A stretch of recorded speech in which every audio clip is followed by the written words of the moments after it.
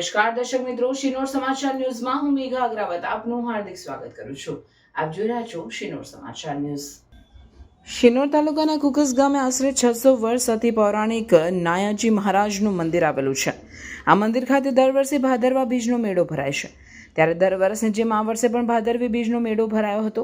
આ ભાદરવી બીજના અતિ પાવન દિન નિમિત્તે નાયા કાકા મહારાજના દર્શન કરીને નાક, કાન અને આંખો, ગળાના રોગોથી પીડાતા દર્દીઓના દુઃખ દૂર થતા ભાવિ ભક્તો દ્વારા માનતાઓ પૂરી કરીને ભાદરવી બીજના મેળાનો આનંદ માણ્યો હતો।